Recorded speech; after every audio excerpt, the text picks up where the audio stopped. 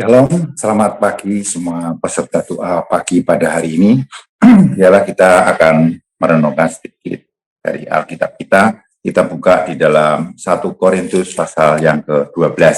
1 Korintus pasal 12. Sekarang tentang karunia-karunia roh. Aku mau saudara-saudara supaya kamu mengetahui kebenarannya. Kamu tahu bahwa pada waktu kamu masih belum mengenal Allah, kamu tanpa berpikir ditarik kepada berhala-berhala yang bisu. Karena itu aku mau meyakinkan kamu bahwa tidak ada seorang pun yang berkata-kata oleh roh Allah dapat berkata, terkutuklah Yesus. Dan tidak ada seorang pun yang dapat mengaku Yesus adalah Tuhan selain oleh Roh Kudus. Ada rupa-rupa karunia tetapi satu roh, dan ada rupa-rupa pelayanan tetapi satu Tuhan. Dan ada berbagai-bagai perbuatan ajaib, tetapi Allah adalah satu yang mengerjakan semuanya dalam semua orang. Tetapi kepada tiap-tiap orang dikaruniakan penyataan roh untuk kepentingan bersama. Sebab kepada yang seorang, roh memberikan karunia untuk berkata-kata dengan hikmat, dan kepada yang lain, roh yang sama memberikan karunia berkata-kata dengan pengetahuan. Kepada yang seorang, roh yang sama memberikan iman, dan kepada yang lain ia memberikan karunia untuk menyembuhkan. Kepada yang seorang, roh mengadakan mukjizat, dan kepada yang lain ia memberikan karunia untuk bernubuat, dan kepada yang lain lagi ia memberikan karunia untuk membedakan bermacam-macam roh. Kepada yang seorang ia memberikan karunia untuk berkata-kata dengan bahasa roh, dan kepada yang lain ia memberikan karunia untuk menafsirkan bahasa roh itu. Tetapi semuanya ini dikerjakan oleh roh yang satu dan yang sama, yang memberikan karunia kepada tiap-tiap orang secara khusus, seperti yang dikehendakinya. Karena sama seperti tubuh itu satu dan anggota-anggotanya banyak, dan segala anggota itu, sekalipun banyak, merupakan satu tubuh. Demikian pula Kristus. Sebab dalam satu roh kita semua, baik orang Yahudi maupun orang Yunani, baik budak maupun orang merdeka, telah dibaptis menjadi satu tubuh, dan kita semua diberi minum dari satu roh. Karena tubuh juga tidak terdiri dari satu anggota, tetapi atas banyak anggota. Andai kata kaki berkata, karena aku bukan tangan, aku tidak termasuk tubuh. Jadi benarkah ia tidak termasuk tubuh? Dan andai kata telinga berkata, karena aku bukan mata, aku tidak termasuk tubuh. Jadi benarkah ia tidak termasuk tubuh? Andai kata tubuh seluruhnya adalah mata, di manakah pendengaran? Andai kata seluruhnya adalah telinga, di manakah penciuman?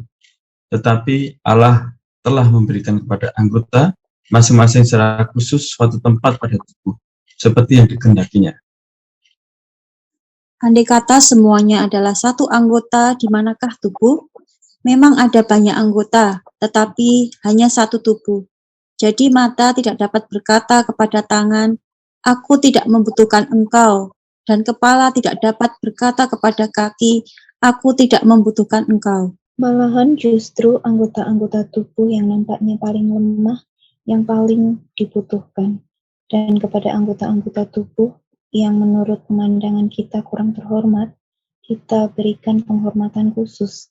Dan terhadap anggota-anggota kita yang tidak elok, kita berikan perhatian khusus. Hal itu tidak dibutuhkan oleh anggota-anggota kita yang elok. Allah telah menyusun tubuh kita begitu rupa, sehingga kepada anggota-anggota yang tidak mulia diberikan penghormatan khusus. Supaya jangan terjadi perpecahan dalam tubuh, tetapi supaya anggota-anggota yang berbeda itu saling memperhatikan. Karena itu, jika satu anggota menderita, semua anggota turut menderita. Jika satu anggota dihormati, semua anggota turut bersukacita. Kamu semua adalah tubuh Kristus, dan kamu masing-masing adalah anggotanya. Dan Allah telah menetapkan beberapa orang dalam jemaat. Pertama sebagai rasul, kedua sebagai nabi, ketiga sebagai pengajar. Selanjutnya mereka yang mendapat karunia untuk mengadakan mukjizat, untuk menyembuhkan, untuk melayani, untuk memimpin, dan untuk berkata-kata dengan bahasa roh. Adakah mereka semua rasul, atau nabi, atau pengajar? Adakah mereka semua mendapat karunia untuk mengadakan mukjizat, atau untuk menyembuhkan, atau untuk berkata-kata dengan bahasa roh, atau untuk menafsirkan bahasa roh? Jadi berusahalah untuk memperoleh karunia-karunia yang paling utama, dan aku menunjukkan kepadamu jalan yang lebih utama lagi. Ya, pada perikop 1 Korintus 12 ini, menurut LHI jelas sekali bisa dibagi dua bagian tentang rupa-rupa karunia tetapi satu roh. Nah, Paulus ingin menekankan pada jemaat di Korintus pada saat ini bahwa masyarakat di Korintus, orang percaya itu harus mengenal, pada ayat 1, harus mengenal kebenaran tentang karunia roh itu. Dan karunia roh itu ada dan merupakan suatu kebenaran yang perlu diterima. Nah, pada saat sebelum mengenal Allah, orang-orang Korintus itu dalam pola pikirnya ditarik dan tanpa berpikir dia menyembah, percaya, bahkan memuji berhala-berhala yang bisu. Seperti patung yang tidak bisa berbuat segala sesuatu, itu yang menarik bagi para jemaat yang mula-mula sebelum mengenal akan Kristus. Nah, pada saat ini Paulus ingin meyakinkan bahwa ternyata hanya oleh Roh Kudus saja seseorang bisa mengaku Yesus adalah Tuhan. Jadi jelas orang yang percaya dan mengaku bahwa Yesus adalah Tuhan, itu kalau bukan karena Roh Kudus sendiri yang menyatakan, itu akan sulit. Ternyata memang di dalam satu konteks kegiatan, di dalam suatu pelayanan, itu ada rupa-rupa karunia, tetapi tetap berpegang pada satu roh dan rupa-rupa pelayanan, tetapi tetap satu Tuhan. Ada berbagai perbuatan-perbuatan ajaib yang dilakukan, tetapi Allah yang satu itu yang mengerjakan bagi semua orang. Ternyata tiap-tiap orang itu dikaruniai pernyataan roh untuk kepentingan bersama, ya, untuk membangun kebersamaan dalam suatu kegiatan persekutuan. Nah, ragam karunia roh, ada kata-kata hikmat, ada pengetahuan, iman, kesembuhan, ada kuasa mujizat, ada yang bernubuat, juga ada yang membedakan roh, juga ada karunia bahasa roh, juga ada yang menafsirkan bahasa roh itu sendiri. Jadi memang di dunia ini kalau melihat dari konteks ini, ada banyak yang harus dibedakan, apakah ini roh yang kita tahu ini roh Allah atau bukan, tapi ini jenis roh apa yang itu kita tidak tahu. Kita yang kita kenal adalah roh di luar Tuhan, adalah dari kuasa gelap. Nah, untuk itu semuanya dilakukan hanya untuk kepentingan bersama. Nah, semua itu dikerjakan oleh roh yang satu dan yang sama, yang memberikan karunia kepada tiap orang secara khusus sesuai kehendaknya. Jadi karunia itu tetap merupakan suatu otoritas yang diberikan kepada setiap orang yang percaya sesuai apa yang menjadi kehendak daripada Tuhan itu sendiri. Itu pada perikop 1 sampai yang ke-11. Sedangkan pada ayat yang ke-12 sampai yang ke-31, ini menggambarkan bahwa di dalam satu tubuh Kristus atau orang percaya diumpamakan banyak anggota, tetapi satu tubuh. Satu tubuh terdiri dari banyak anggota tubuh. Di situ dikatakan ya mata, tangan, kaki, dan sebagainya. Satu sama lain terikat dalam satu tubuh. Tidak mungkin dari yang satu menyatakan tidak penting pada yang lain. Nah, banyak suku bangsa, tetapi tetap satu roh, karena dalam satu baptisan, satu tubuh, semuanya diberikan minum dan satu roh. Artinya ini adalah satu unity, satu kesatuan di dalam Kristus.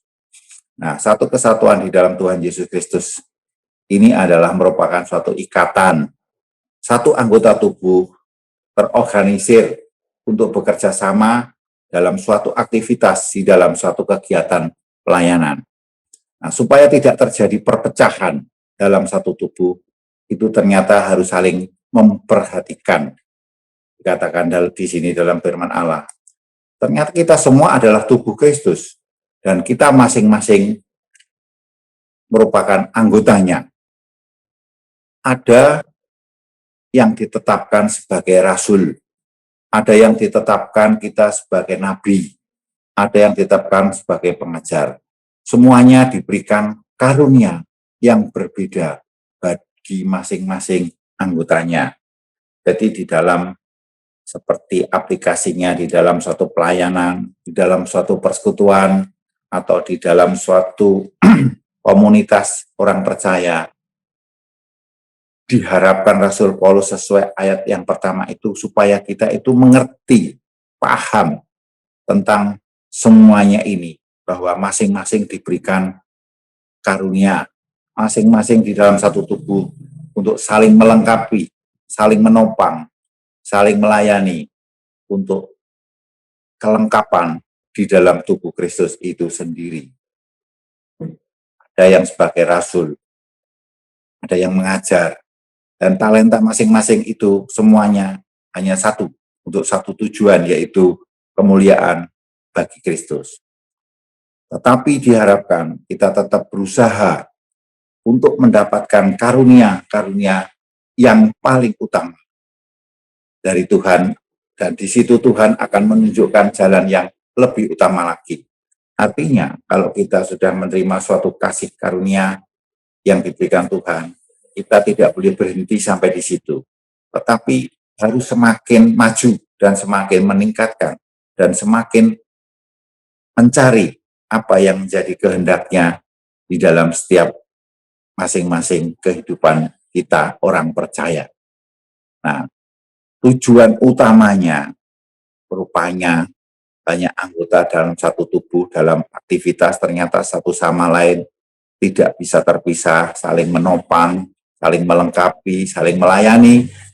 Itu untuk tidak perlu menyombongkan diri, karena semua itu hanya kasih karunia Allah saja.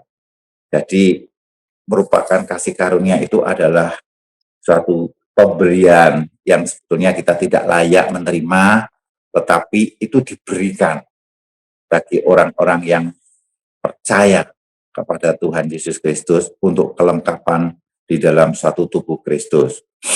Nah, untuk itu amanat teks pada pagi hari ini dalam konteks 1 Korintus pasal 12 itu kita harus mengetahui, bahkan memahami kebenaran tentang karunia roh ini. Kalau belum, memang kita harus mencari dan menggali dan meminta petunjuk daripada Tuhan supaya kita paham tentang hal ini. Nah, tiap orang itu diberi karunia yang berbeda-beda. Kalau kita sudah paham tentang bahwa itu adalah pemberian dan karunia Allah, kita akan bisa menerima dan menghargai, bahkan menghormati terhadap orang atau orang lain, saudara kita seman yang diberi kasih karunia Tuhan yang berbeda-beda. Ternyata hanya oleh Roh Kudus saja. Jadi tidak ada roh lain yang mau mengaku bahwa Yesus itu adalah Tuhan. Jadi kalau orang mengangkat suatu cerita bahwa Yesus bukanlah Tuhan, berarti itu jelas keputusannya bukan roh dari Allah. Hanya karena roh Allah saja kita bisa mengakui bahwa Yesus adalah Tuhan. Kita adalah anggota tubuh Kristus, satu roh dan satu baptisan. Kemudian amanat teks berikutnya, masing-masing diberi karunia tersendiri yang berbeda-beda. Ini harus kita pahami dan kita akui untuk saling memperhatikan, saling bekerja sama, untuk tidak terjadi perpecahan. Nah, aplikasi dari konteks pada pagi hari ini, sudah pahamkah kita tentang kebenaran karunia roh itu? Yang berikutnya, sudahkah kita menyadari atau menyadarikah kita satu kesatuan tubuh Kristus, satu roh, satu baptisan, dengan karunia-karunia yang berbeda-beda untuk saling melayani dan melengkapi. Untuk pagi hari ini, biarlah ini menjadi berkat bagi kita semua untuk menyadari bahwa kita ini adalah tubuh Kristus, juga kita akan menerima karunia roh yang berbeda-beda dalam pelayanan untuk saling melengkapi. Amin. Puji Tuhan, pagi ini renungannya terus mengingatkan kita untuk kita dipenuhi Roh Kudus. Berhembuslah Roh Kudus di tempat ini. Kita akan nyanyikan lagu ini.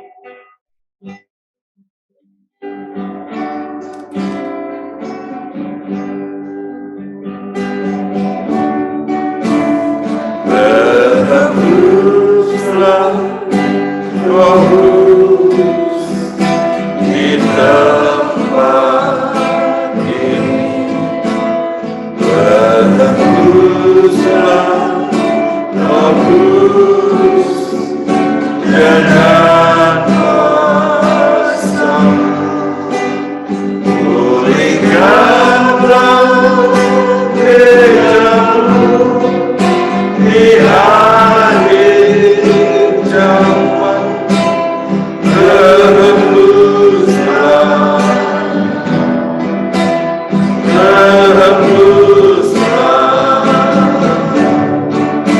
sekarang.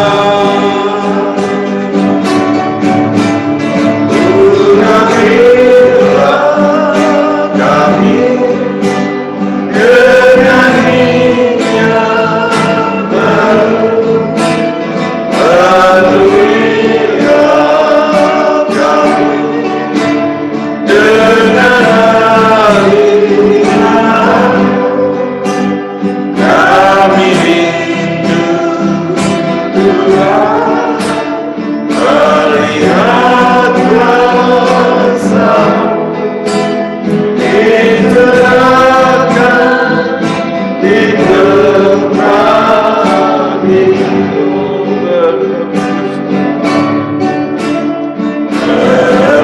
Berhembuslah Roh Kudus di tempat ini. Berhembuslah Roh Kudus dengan kuasa. Pulihkanlah gereja-Mu di akhir zaman. Berhembuslah,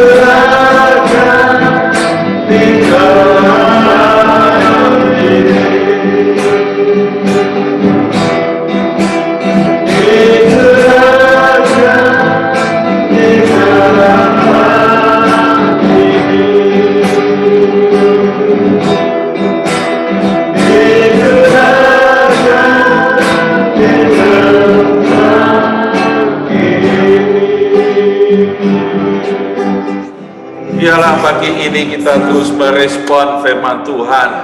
Biarlah karunia-karunia Roh Kudus ada pada kami semuanya, ada dalam jemaat Tuhan, kita disatukan dalam Yesus dan satu Roh. Kita bersyukur dan berdoa bersama-sama dalam nama Tuhan Yesus. Tuhan, terima kasih.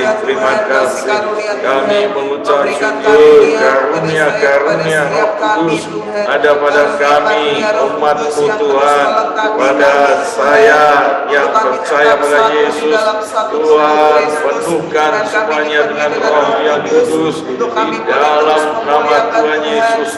Karunia-karunia ini membangun jemaat Tuhan, umat Tuhan, supaya semuanya juga menjadi satu di dalam Yesus Kristus, satu dalam Roh Kudus, satu dalam Bapa. Kami terus berdoa Tuhan, jemaat Tuhan terus menjadi satu. Terima kasih dalam nama Tuhan Yesus kami mengucap syukur.